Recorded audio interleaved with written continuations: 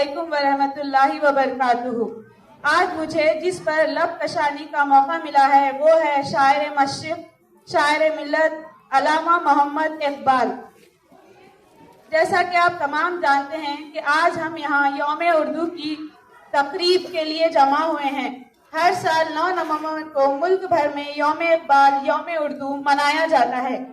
अल्लामा मोहम्मद इकबाल 9 नवंबर को 1877 ईस्वी को सयालकोट में पैदा हुए। इन्होंने इब्तदाई तालीम वहीं से हासिल की। ये कहना बिल्कुल ही दुरुस्त होगा, जब खुदाए बुजुर्ग किसी कौम पर एहसान करता है तो तोहफे में अल्लामा इकबाल जैसे बुलंद पाया शख्सियत को अता करता है। इकबाल जैसी हस्ती हजारों साल बाद पैदा हुई। अल्लामा इकबाल एक सच्चे आशिक रसूल थे, इस्लाम के सच्चे हमदर्द थे। वो वक्त जब इंसानियत अंधेरों में गुम हो चुकी थी, इन्होंने अपनी शायरी के जरिए कौम को जगाया, इन्हें एक जीने का हौसला और एक नई उम्मीद जगाई। इन्होंने फरमाया, खुद ही को कर बुलंद इतना कि हर तकदीर से पहले खुदा खुद बंदे से पूछे, बता तेरी रजा क्या है। परों को खोल जमाना उड़ान देखता है, परों को खोल जमाना उड़ान देखता है, जमीन पे बैठकर क्या आसमान देखता है। इस शेर के साथ हम अपने प्रोग्राम को इफ्तिताह करेंगे। मैं सबसे पहले हमारे नन्हे मुन्ने प्यारे प्यारे फर्स्ट क्लास के तुलबा और तालिबात को स्टेज पर बुलाऊंगी। तो पहला नंबर है फर्स्ट क्लास के अली मुर्तजा, जो आएंगे और अल्लामा इकबाल पर अपनी तकरीर पेश करेंगे। ना मुझे, मैं कौन हूँ, बोलो बोलो, भूल गए ना मुझे, हम है अल्लामा इकबाल साहब। बच्चों, हमने आपके लिए बहुत सारी नज़्में लिखी हैं और आप तो हमें थोड़े से भी याद नहीं करते, इसलिए हम आपके पास मिलने आ गए। वैसे तो हम पैदा हुए हैं पाकिस्तान में 9 नवंबर 1887 को, मगर हमको याद रखना और हमारी नज़्में पढ़ते रहना और हमारे जैसे बेहतरीन शायर बनना। Thank you.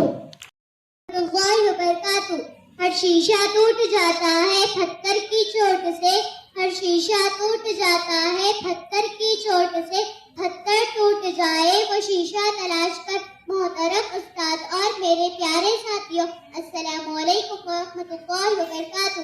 आज मेरी तकरीर का मौजू है शायर मशरिक़ अल्लामा मोहम्मद इकबाल। जनाबे सदर, जब भी 9 नवंबर का दिन आता है मुसलमानों के सीने फख्र से चौड़े हो जाते हैं।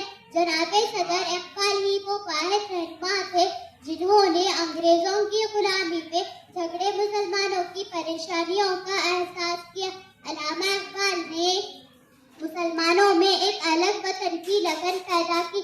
अल्लामा इकबाल ने अपनी शायरी से एक आज़ाद मुल्क का ख्वाब देखा। आपकी शायरी आज भी हमारे दिल में जोश व जज्बा पैदा करती है। मैं अपनी तकरीर का इख्तिताम इन अल्फाज से करना चाहती हूँ। इकबाल तेरी कौम का इकबाल खो गया, इकबाल तेरी कौम का इकबाल खो गया, माजी तो सुनहरा है पर हाल खो गया। जज़ाकल्लाह। कितने आफताब ने अपनाया है तब से, चिराग दुनिया का बुझाया है तब से, बहुत आजमा लिया है चांद सितारों को, अब सीधा दिल लगाया है हमने रब से। हाथ की लकीरों पर मचा गालिब, हाथ की लकीरों पर मचा गालिब, तकदीर उनकी भी होती है इनके हाथ नहीं होते। साहिब सबको शरारते मस्जिद में बगैर ये हो जहाँ खुदा नहीं सदाकत।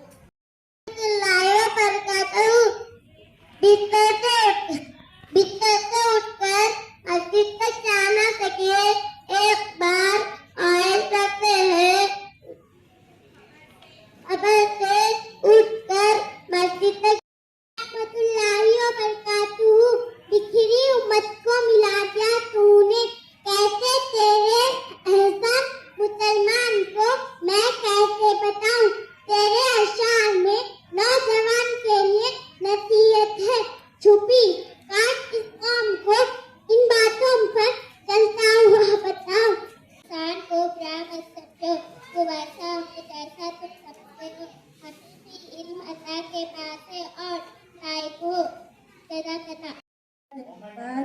अस्सलामु अलैकुम वरहमतुल्लाहि वबरकातुहू।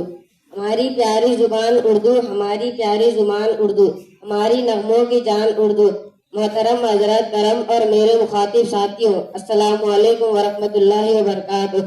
आज मुझे जिस मौजू पर लबकशी करने का मौका मिला है, इसका उन्वान है इल्मे यौमी उर्दू। हर साल 9 नवंबर को अल्लामा मोहम्मद इकबाल का यौम पैदाइशी को यौम उर्दू के तौर पर मनाया जाता है। बात करने का हौसला सीखा, बात करने का हौसला तरीका सीखा, उर्दू के बहाने सलीका जज़ाकल्लाह। अस्सलामु अलैकुम वरहमतुल्लाहि वबरकातुहू। गालिब का असल नाम मिर्जा असदुल्ला खान और गालिब तखल्लुस था। मिर्जा गालिब उर्दू के बड़े शायर थे और इसी के साथ साथ फारसी के भी बड़े शायर थे। मिर्जा गालिब 27 दिसंबर 1797 ईस्वी में आगरा में पैदा हुए। अस्सलामुअलैकुम वरहमतुल्लाहि वबरकातुहू। एक शेर अर्ज है, इंसान रिश्ते बदलता है, दोस्त बदलता है, फिर भी परेशान क्यों रहता है? क्योंकि वो खुद को नहीं बदलता। इसलिए मिर्जा गालिब कहते हैं कि उमर भर गालिब भी यही कहता रहा, उमर भर गालिब भी यही कहता रहा, धूल चेहरे पर थी और साफ आईना पड़ता रहा। अल्लाह वबरकातुहू। मौलाना अबुल कलाम आज़ाद। कुछ शख्सियात ऐसे भी होते हैं जिनको ज़माने वालों को बड़ा ही नाज होता है। ऐसे ही एक अजीम शख्सियत का नाम है मौलाना अबुल कलाम आज़ाद। मौलाना अबुल कलाम आज़ाद 11 नवंबर 1888 को मक्का मुकर्रमा में पैदा हुए। मौलाना आज़ाद शाहसी, मुसन्निफ, शायर और फलसफी थे। अस्सलामु अलैकुम वरहमतुल्लाहि वबरकातुहू।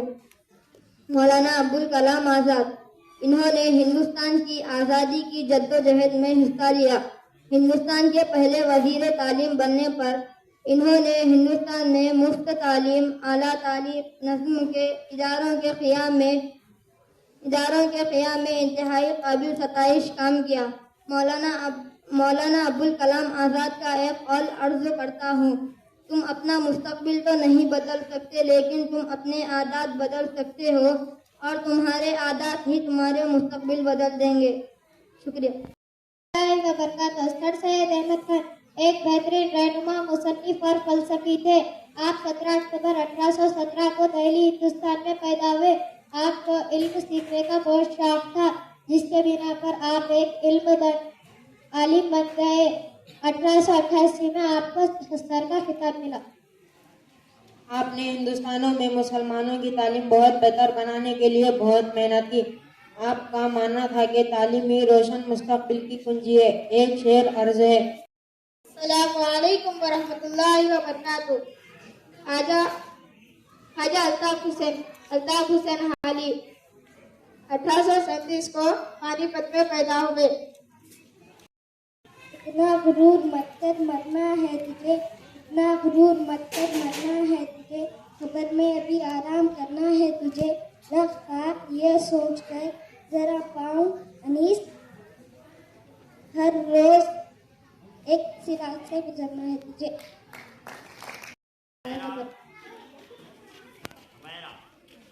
क्या है फूल गिर जाते हैं जब तुम आते हो, फूल गिर जाते हैं जब तुम आते हो।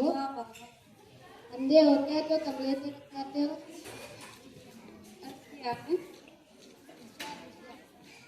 आपसे बात करें, आपकी तारीफ, आपको स्मार्ट कहे तो उसे जोर से थप्पड़ मार। उसकी हिम्मत कैसे भी मेरे दोस्त को अप्रैल फूल बनानी थी, वो भी नवंबर के महीने में। क्या है? ऊपर से खामोश अंदर से तूफान, ऊपर से खामोश अंदर से तूफान, समंदर की गहराइयों की तरह है मेरी पहचान। अर्थ क्या है? अभी शीशा हो तो सबकी आंखों में चिपती हूँ, अभी शीशा हो तो सबकी आंखों में चिपती हूँ। जब आईना बन जाऊंगी तो सारा जहां देख। ना तूफानों से परवाह, ना आंधियों से डरते हैं, ना तूफानों से परवाह, ना आंधियों से डरते हैं। बड़े बड़े सैलाब हमारे पाँव पड़ते हैं। मैं आपको चांद कहती हूँ लेकिन उसमें भी दाग है। मैं आपको सूरज कह दूँ मगर उसमें भी आग है। मैं आपको बंदर कहती हूँ लेकिन उसमें भी दिमाग है। चाहे खुद को कभी बेकार ना समझो मेरे दोस्त, क्योंकि आपका एक कुर्ता मुझे आईफोन दिला सकता है। अगर चांद को पता चलेगा कि आप जैसे शक्लों को चांद के ऊपर बुलाया जाता है,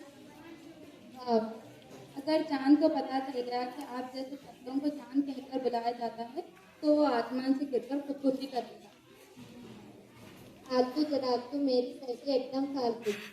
लफ्जों का है खेल, सारा कोई खफा हो जाता है तो कोई दफा हो जाता है, जैसे कि अब तुम लोग हो।